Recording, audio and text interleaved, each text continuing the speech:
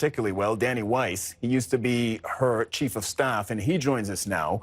He's currently a senior fellow at the Century Foundation and speaks to us from Washington.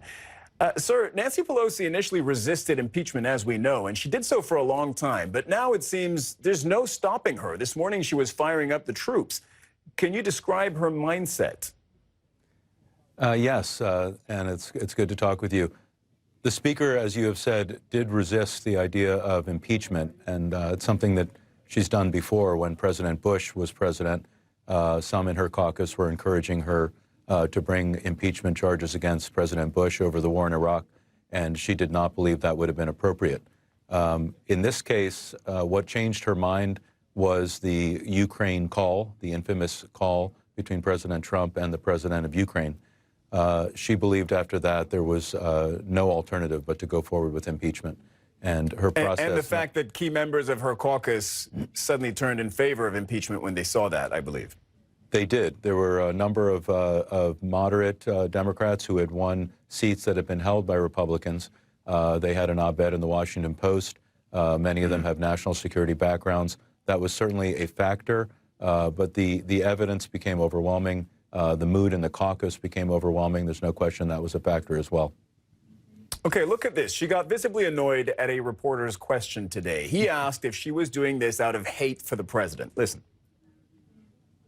As a Catholic, I resent your using the word hate in a sentence that addresses me. I don't hate anyone. I was raised in a way that is a heart full of love, and always prayed for the president. And I still pray for the president. I pray for the president all the time.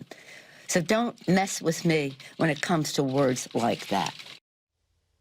All right, so that's pretty rare for her, right? This kind of display of emotion. She's usually pretty contained. Any thoughts on that?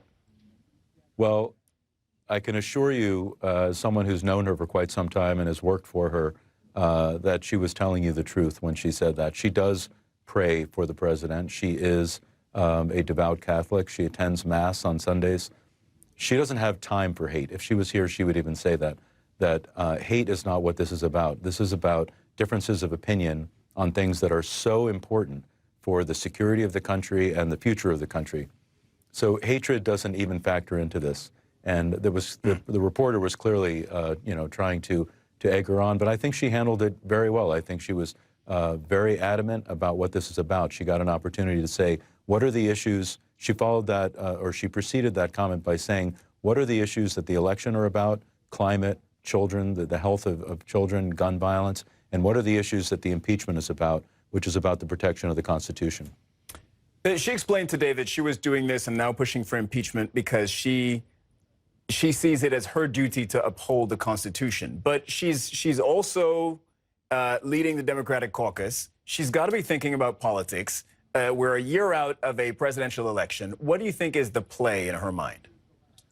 Well, look, anyone in politics has to think about politics, but there are times when politics are overridden by events, and I would say this is one of those. So now I believe what her challenge is with the obligation to go forward with impeachment, and you had 3 scholars yesterday who said that clearly the events, the evidence on the table and the events by the president necessitate going forward with impeachment.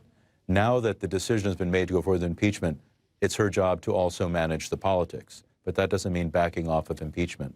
She's very adept at keeping her caucus together, meeting with key constituencies of her caucus, reading their mood, getting all of the intelligence from them, and making decisions from that. She's really been a master at that, and now that's going to be one of her major challenges. All right, Danny Weiss, thank you so much for joining us on the show today. All right, thank you. And U.S. House Speaker Nancy Pelosi will participate in a live CNN town hall in less than 2.5 hours.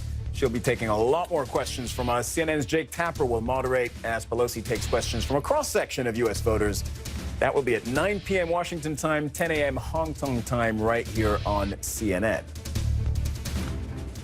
Democratic presidential candidate Joe Biden has just picked up an important endorsement. Former Secretary of State John Kerry threw his support behind the former vice president, saying in a tweet, quote, he will be ready on day 1